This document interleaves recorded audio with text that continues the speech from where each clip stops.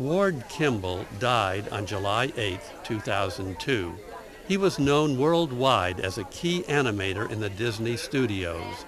He was responsible for the creation of such famous animated characters as Jiminy Cricket.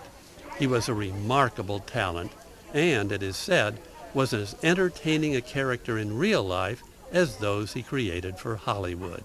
But Ward had many other interests. Among railroad people, he was well known for having one of the largest collections of antique railroad toys in the world. He operated his own full-size steam railroad in his large backyard. And for jazz lovers around the world, he was known for creating and leading the playful group called the Firehouse 5+2. George Probert, one of his band members, organized this get-together and tribute to Ward Kimball during the Sweet and Hot Music Festival over Labor Day, 2002. One of the last conversations I had with Ward was we had done a tribute to the Firehouse 5, and I had borrowed my helmet. He had, most of you never went out to his house there, but he had all sorts of things hidden away around the yard. And the hat box was with the fire chief's car in the back, and my helmet was number 2. When I returned it to him and thanked him for loaning it to me, he said, "You know, I ought to put in my will that you guys have survived me, get your helmet." And I said, "That'd be a lovely idea," never expecting to see it again. Hi, Betty. God, it's wonderful to see you here. How you doing? I'm doing fine. Anyway, I'm very proud to receive my helmet number 2. And as much as I hated wearing these helmets, I think I'll try and wear it through this tribute to Ward. I'm glad all you people show up. And I'm very glad the Kimball family is here. I was hoping Frank Thomas would make it. I don't see him here. The reason for this, one of the things I was disappointed about in my life was, John, how you doing, man? Johnny Kimball. Was that Ward really, find a chair and sit down and tune up. I always regretted that Ward never really got a chance to appreciate the love and enjoyment thousands of people around the world got from the Firehouse 5+2. His life was divided into so many different little spheres. Everybody thinks of him as working at Disney Studio, which he did immense things there, but there was also the other side of life that he basically kept hidden, the Firehouse 5+2. One of the reasons being that we were never really accepted by the Jazz Society people of Los Angeles or the Jazz Society people of the United States, as far as that goes. I remember all those Dixie Jubilees that Frank Bull and Gene Norman put on, and they'd have all these great bands, Red Nichols and Pete Daly and everybody and his brother, and they'd bring out great guest stars like Teagarden, Bobby Hackett, George Brunies, and the old Firehouse 5 would get up and wipe out all these other bands. And Frank Bull once walked by Ward after we got off stage, said, "You sons of bitches."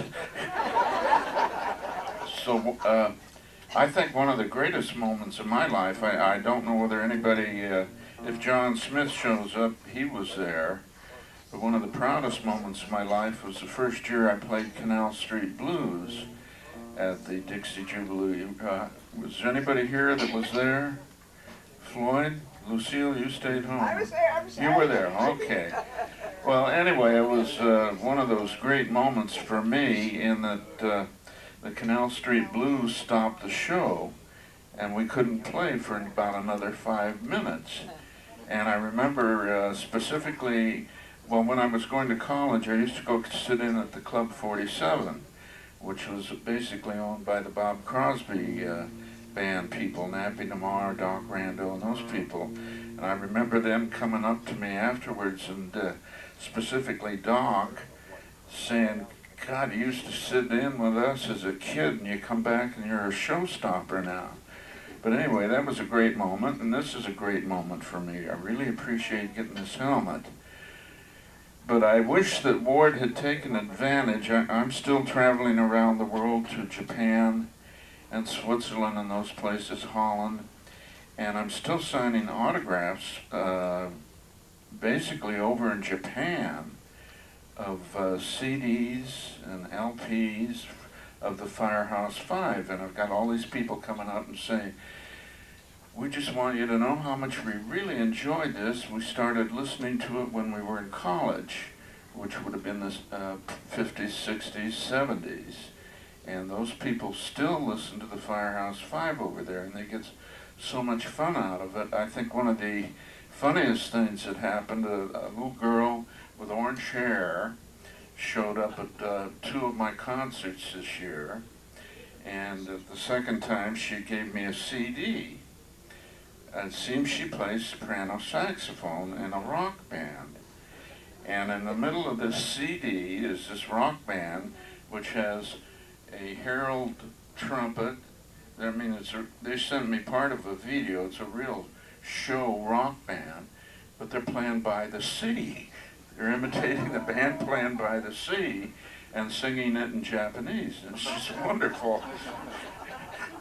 But he really missed a whole cheerful part of his life by not coming to some of these tributes that were put on for him. And I must say, he really changed my whole life.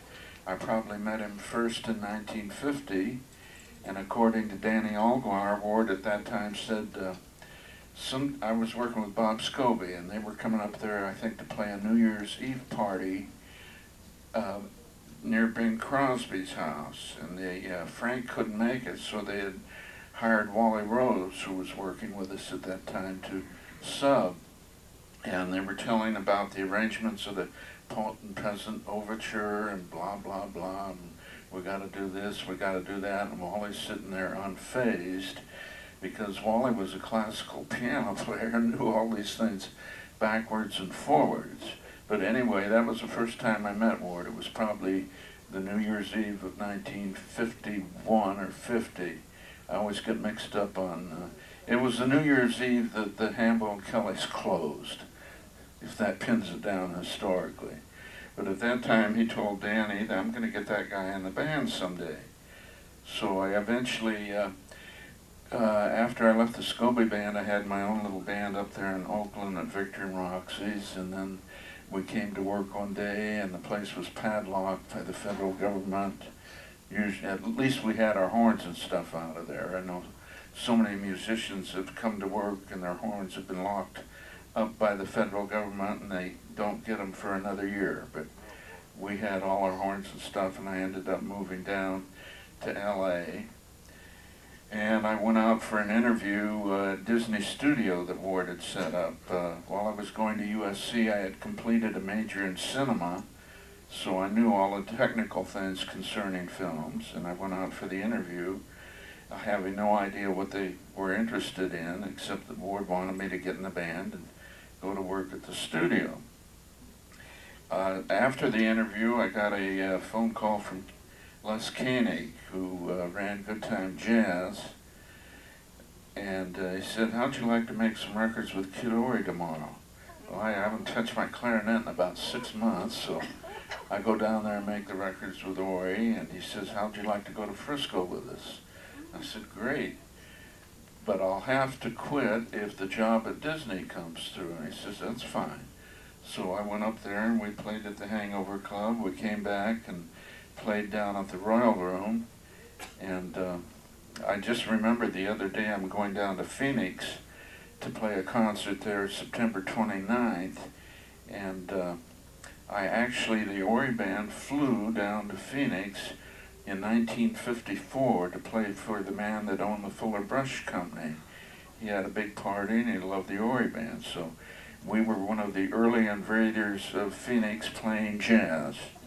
There may have been some others before, but Kid Ory was the first that I know of.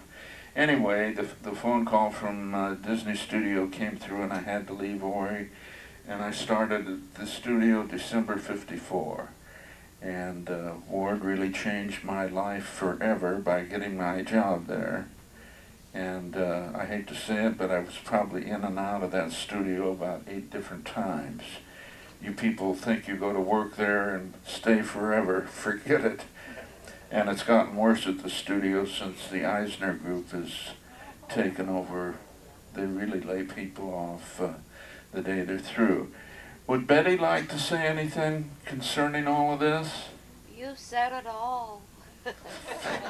Are you sure, dear? Yes. If I can get this mic back to you. Can somebody pass this back to Betty? So privileged to have her here.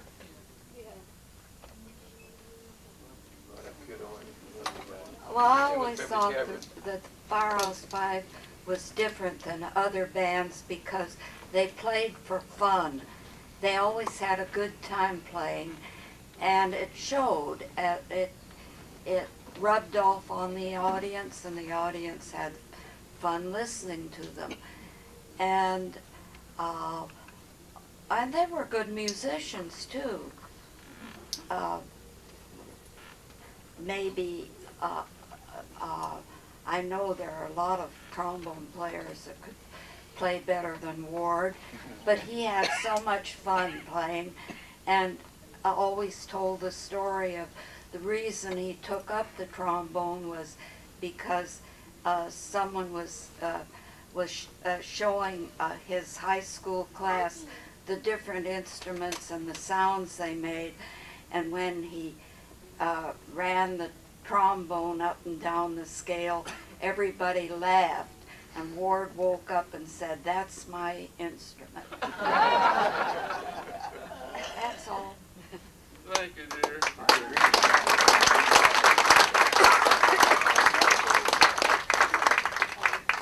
Floyd, would you like to say your words? You're basically the man that discovered the band. This is Floyd Levin, who you all know.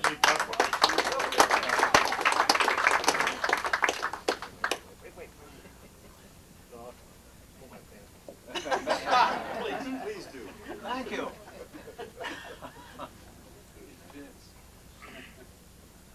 Well, I like to jokingly claim credit for the whole thing. It was a coincidence, but and you mentioned New Year's Eve of 50 or 51. My event occurred in the New Year's Eve of 1949. Lucille and I were invited to a New Year's Eve party. I forgot how our invitation came about, but it was of all places, it was in a rehearsal room above a drum shop on Santa Monica Boulevard in Los Angeles, Hollywood. And we got there early. We took a friend of ours, Bob Kirsten, who had recently been divorced, and he was kind of morose and sad about his lifestyle, and he was our guest. And we walked in, and the band was just setting up. It turns out this was the first time this band appeared in the regalia of the Firehouse 5. They had been playing at the studios as the San Gabriel Valley Blue Blowers. And the Hugga GD8. Pardon me? And the Hugga GD8. Oh, I didn't know that. The Hugga GD8? That was But one of they their somehow early. it acquired the image that they wanted to present, and this was the first time they had done that. And it was playing for the New Year's Eve party. The people there were just New Year's Eve revelers, and they paid no attention to the fact that it was a band. It was a good band. Our friend Bob Kirsten, coincidentally, had a friend of his who was a record producer in the past, Kenny. What's Kenny's first? Les Kenny. Les Kenny was a college chum of Bob Kirsten, who had been an associate producer at Paramount Pictures and lost his job during that Senate investigation of the Un-American Activities Committee thing, and he was blacklisted and was looking for something to invest in, and he decided he'd go back in the record business. And Bob Kirsten told him about the band he had just heard, this crazy outfit dressed up with like firemen, and how great they played. So the band had a job at a country club about a week later, or 2 weeks later, and Les Kenning went to the club to hear this band to see if it was as good as Kirsten had said. He liked them a lot, and when the set was over, he went over and asked Ward Kimball, would you be willing to record for me? And Ward said, well, what company do you have? He said, well, I don't have a company, but if you'll record, I'll form a company. This is true, this is exactly what happened. And that's how the Good Time Jazz record company came about. And they made a lot of records for Good Time Jazz. And I have to go back to the beginning. See, I started the whole thing. But of course, it's on the basis of the talent of the musicians, I realize that. But we followed that band a lot, and they did have a good jazz following in Los Angeles. They played at the Beverly Cavern, played a lot of clubs. We went to see them at the Royal Room on Hollywood Boulevard, followed them all over town. They went up to San Francisco.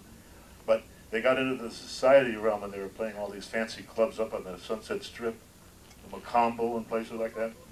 Were you in the band when they did? No. We couldn't afford to go to those places. We could go to the Beverly Cavern and have a 50-cent beer and enjoy the band, but we lost track of them when they got, and then they went on the road. They traveled all over. But anyhow, that's my story about the Firehouse Five. And I take back everything I said. They would have made it probably on their own without me. You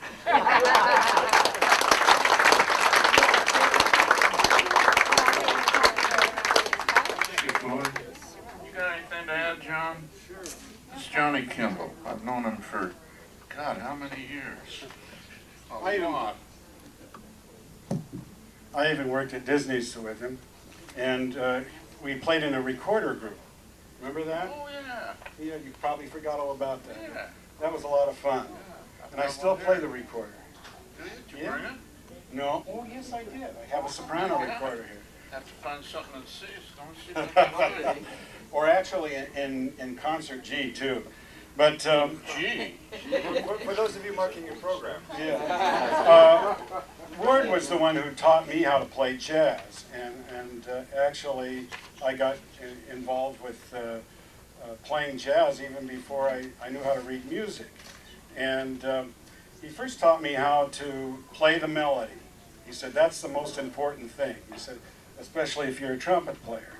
So I learned how to play the melody, and then he says, and now you got to jazz it up a little bit. And he just took it one step at a time, and when he'd play his trombone, I would sit down with him, and I'd pick out the melody, and then I think the first song that he taught me was Yes Sir, That's My Baby, because it was a real easy song to play. And so I would play the stock melody. So, as a matter of fact, let's see if I can do it. It was like this.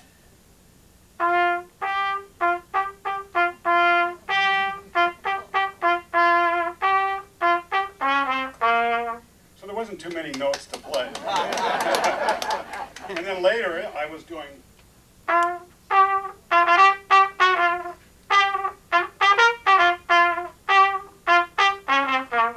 And so on and so forth. Wow. Yeah, believe it or not. And from there, he taught me about chords, and it was just one step at a time. He taught me all the different chords in the piece, and from that, I just gradually, slowly but surely learned how to play jazz. And I always will remember that and thank him for that, because even though I don't do it for a living like George necessarily, because I'm a Great living. yeah, I'm an animation director. Don't give up your day job. You know what, Chloe?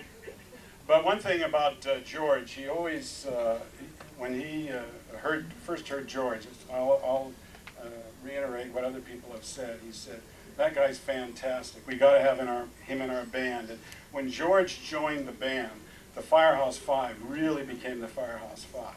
The sound that they had. And then of course, I loved being a trumpet player. I loved the double trumpet playing of Donnie Aguirre and Don Kinch. And that was kinch. And they had George Bruns playing tuba at the time.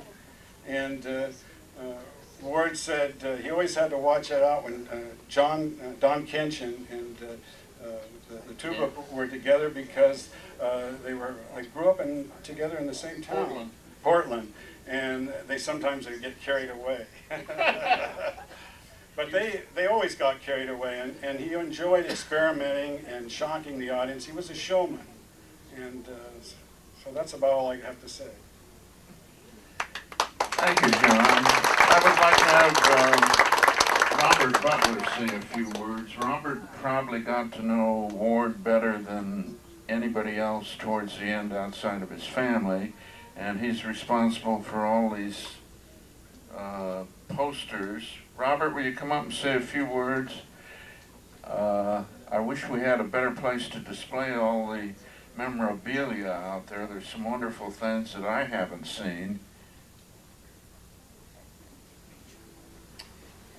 Yeah, let's see. I visited Ward several times in his house, and he showed me all of his toys and antique sirens, and I asked if I could come just ask him questions about the Firehouse 5, and he said, oh, okay. So the first time I was there for 4.5 hours, and he goes, you gotta go now. I'm hungry. So I talked with him. I had many conversations with him over the phone and by mail, etc. And I wanted a second visit, and I didn't know how to get it, so I kept sending him hints. So finally I sent something. He loved The Simpsons, so I sent a postcard, Bart Simpson on my behalf, speaking if I can have a second visit. So I got this really neat postcard called, okay, you can come visit with me after this Christmas stuff. And the back side of it was a picture the BBC had taken. It was the last picture they took. They were visiting all remaining artists who had worked on the Silly Symphonies. And so this last picture, he grabbed a hat and mug, and it was actually hilarious. So I visited with him again and said, you ought to use this for your book cover. So I don't know if the book was ever made. And I got to go back and visit him with a third time. And as I was leaving, he looked at my sports car parked in this parking lot, and he goes, went through a couple Porsches myself. Then I had to get a family car, and he walked away.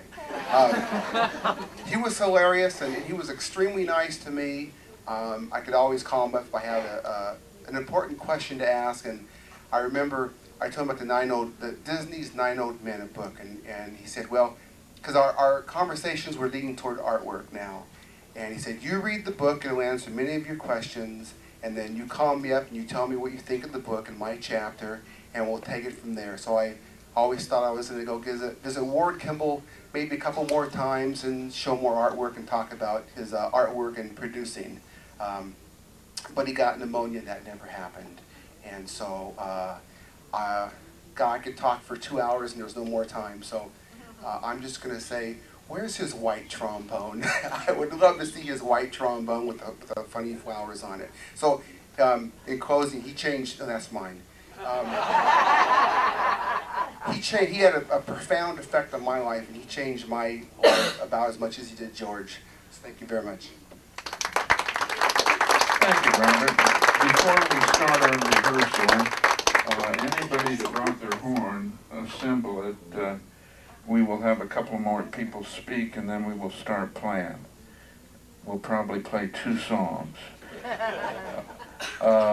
I think one of the most important things the band ever did, of all the bands that I've ever read about or heard, I would say the Firehouse 5 had more influence on getting the general public interested in jazz than any other band I ever knew, because they could communicate with the people. They weren't serious about it. They weren't trying to be artists. They were just up there having fun. And especially out at Disneyland, there used to be all these young kids used to come with their parents, and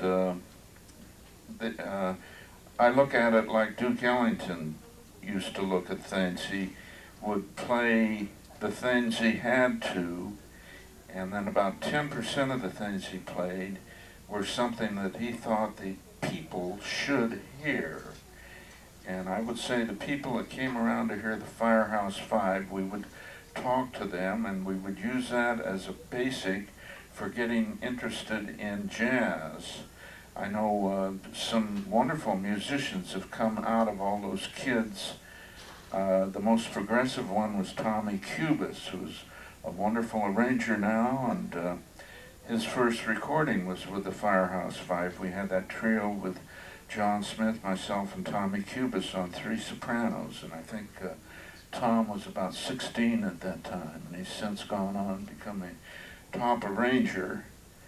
But I'll always remember the people like Dan Barrett and Larry Wright, who's here, and I would like Hal Smith, who was one of those kids who has developed into a hell of a good drummer, say a few words. Thanks, George. Don't those guys have their instruments together yet? Okay.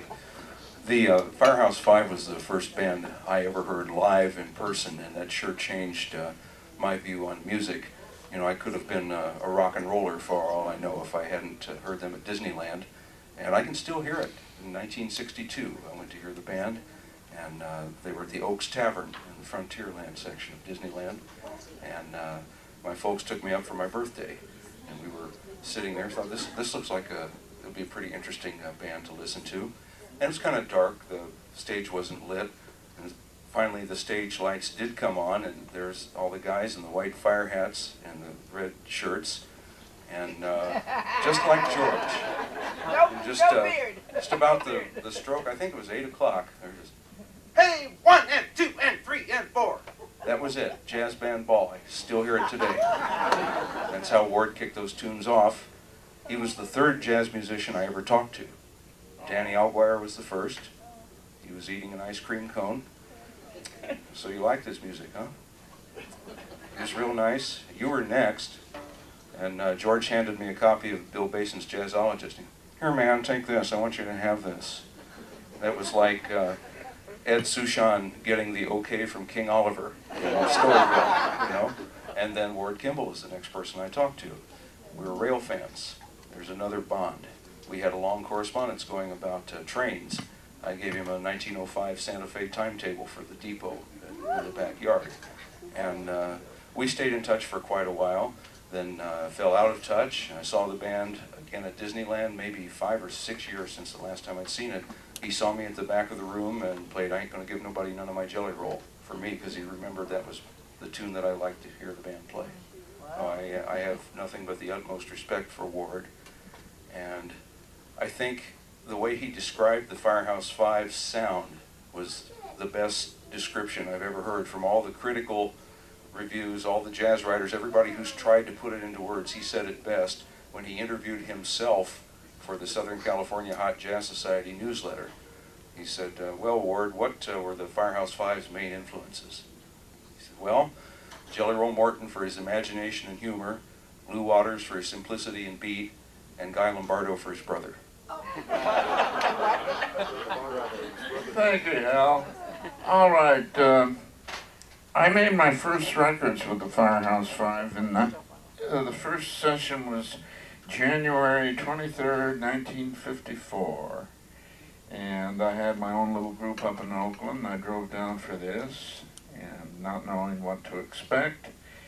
And the first song we did was something called Southern Comfort, which I still can't remember how it goes. And Paul wrote it out, and my eyes are going, I can't read it anyway. And I tried to pin Frank down. I was hoping he'd be here today, as to where Southern Comfort came from. I had always heard it was a Joe Dubin composition, but the recording lists the Firehouse Five as composers. And Frank says it was part of a TV show where the band was playing, so I thought maybe it was the one where they're sitting at the animation tables waiting for Walt to go down the hall and they start jamming, but Robert says they played Jingle Bells on that. So, unless somebody talks to Frank Thomas, I'm never going to know where Southern Comfort came from, or who really wrote it, or why we played it. And we won't play it today unless Paul can teach it to me real quick. We did another wonderful song that I knew so well, Tuck Me to Sleep in My Old Tucky Home. This one I did know, Basin Street. And the fourth one on that date was the one that for some reason Ward loved to open concerts with, and Danny and I always hated it because it killed our lips off in the first 8 measures. And that was a tune called At a Georgia Camp Meeting, which always started da-da-da, da-da-da, da-da-da, da-da-da, which is not a comfortable note to start on for the beginning of a concert. Then we came back in March 30th of '54 and did some well-known songs such as Loving Sam, The Sheik of Alabama. How many of you remember that one? I see one hand. 2. And Hal Smith's favorite song, Alabama Jubilee. At one time. Oh, okay. Well, he's probably into Robin's Nest by now. And one called Original Dixieland One Step, and this other well-known hit, I'm Going to Charleston, Back to Charleston. Do you all remember that? How can that be? These are all well-known songs. My favorite song with the band was always Heart of My Heart. And Ward would come up and say, we always used to sing this at Yosemite when they put the ashes off the cliff. And all the women went, But the reason I like to play Heart of My Heart was because Ward and I did a duet on slide whistle and bird whistle. And the reason I enjoyed it was because the bird whistle was full of water, and I could always get Ward's shirt wet. We mentioned By the Sea, which is a big hit in Japan, and here we have one of the few people, the outsider, who was one of our guest performers at the San Francisco Opera House. Were you up there? I screamed. Oh. I wish I wasn't Peoria. All right, Chloe screamed on I Wish I Wasn't Peoria. We should play You Remind Matt, and we'll play it, and you can scream. But John was up there. He was such a handsome young man.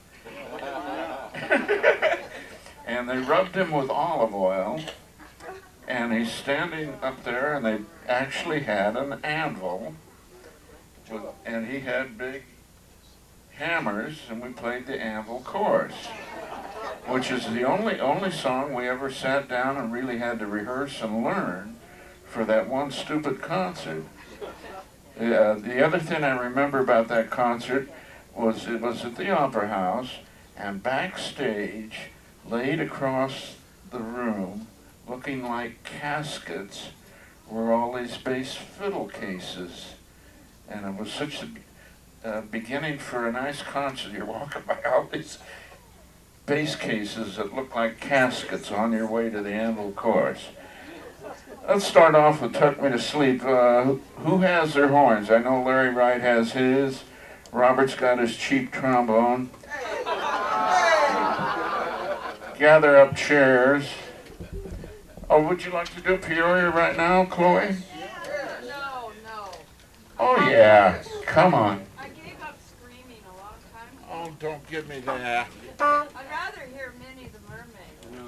Oh, what a time I had with Minnie the Mermaid down at the bottom of the sea. Well, let's do Peoria, because I know that one. Peoria. John knows Peoria. Hi, Larry. Now? Yeah, no. Oh, okay. Where's your horn? It's right Oh, over it's here. still there. Hi, Larry. Here, Chloe. Hi, Larry. Oh, you hear it? You don't need a mic. All right. Hi, man. Get a chair, Robert. Sit someplace over there. Remember? No. What was before yesterday? No. Yeah. This is Larry Wright sitting in on soprano sax. At one time he had all of my solos memorized. Yeah, this is, let's see.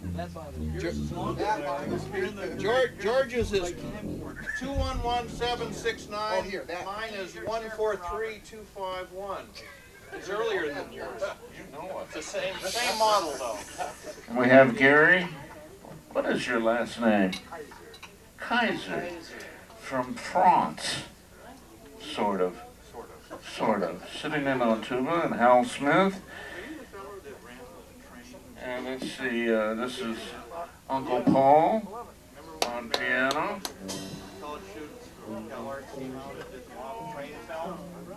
I was directing that thing, and it was a lot of fun.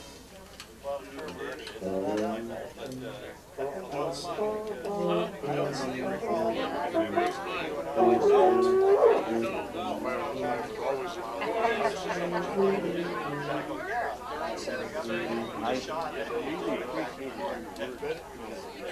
I've always felt exactly the same. The reason they were so good was they were having fun. I sure thought you were rooting for Ready? My name is Floyd Burton. Yeah. And I wrote the first thing I knew about the and if you all right. Yeah. Yeah. Record change your mind. Back in I think first record you made with Johnny Lucas.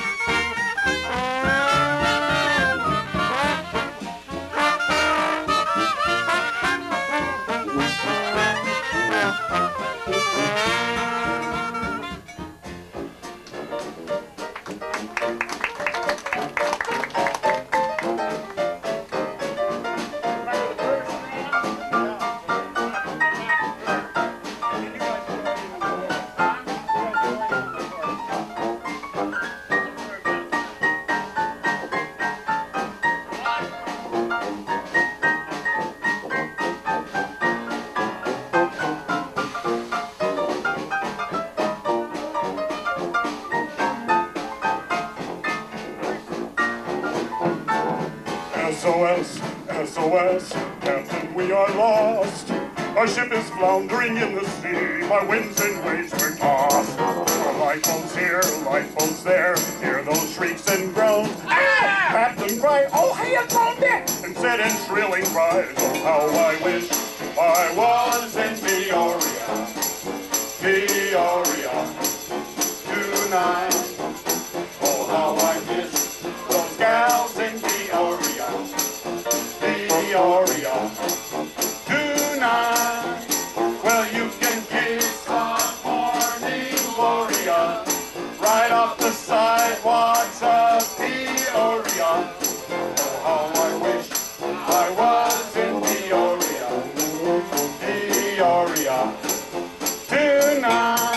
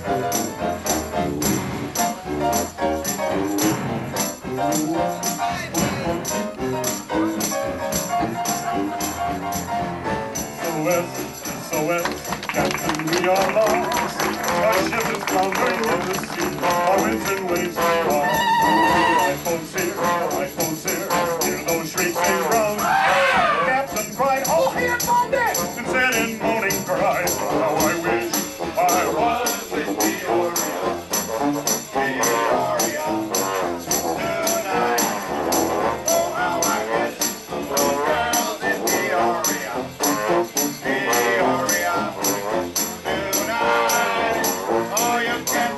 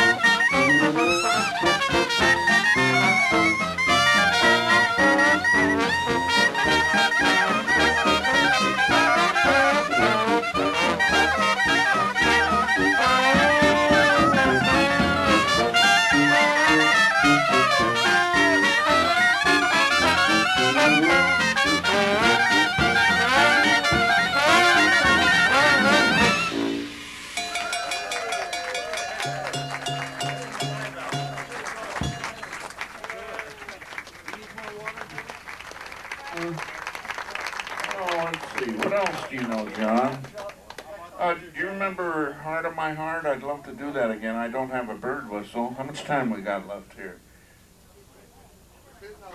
Oh, we've got 10 minutes.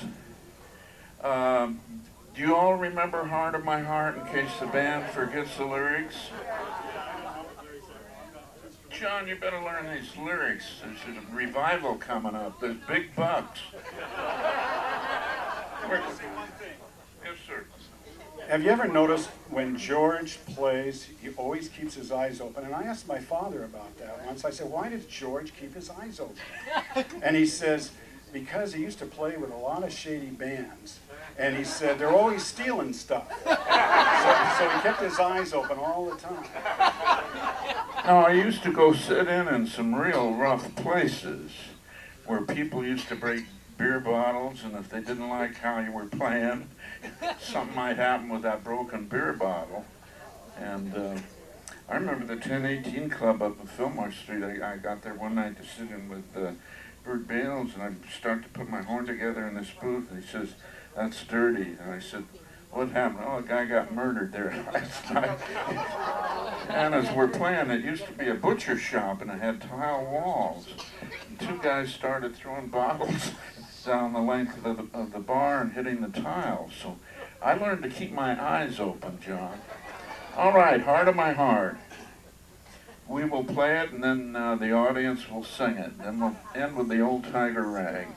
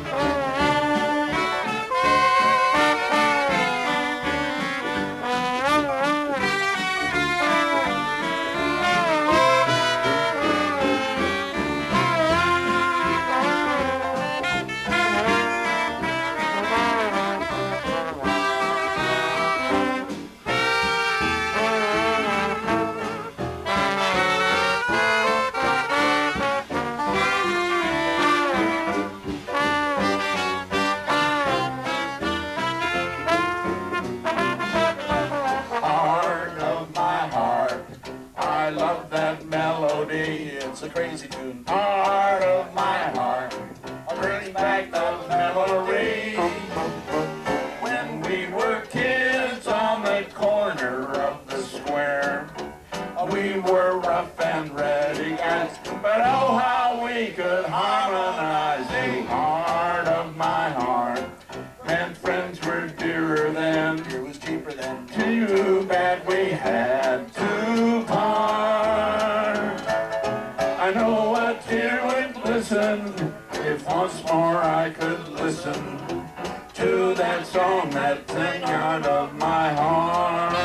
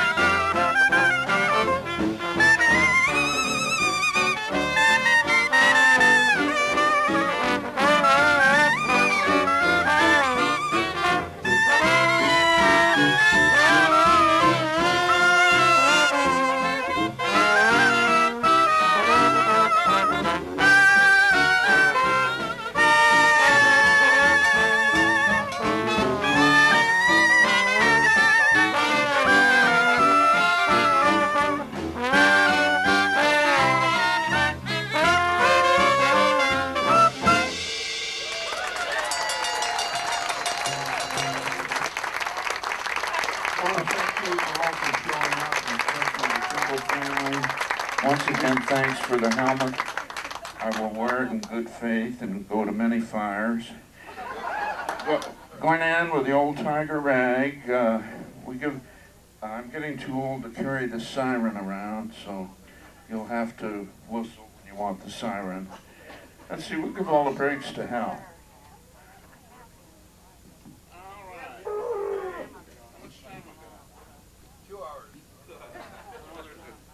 Don't tell him that. Don't you know any better? All right, are you all ready? You're going to scream on this one, Chloe? Can you do a siren? 1, 2, 3, 4.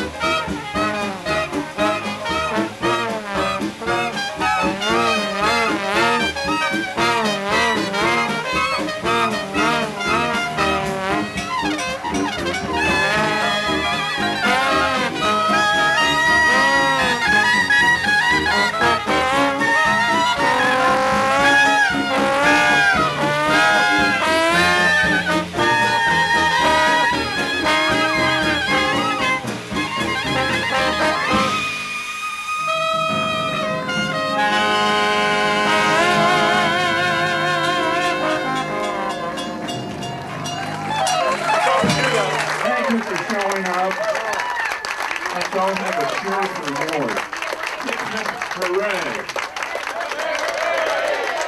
Thank you. Wow, everybody awake? I hope so. One big hand before they leave, okay?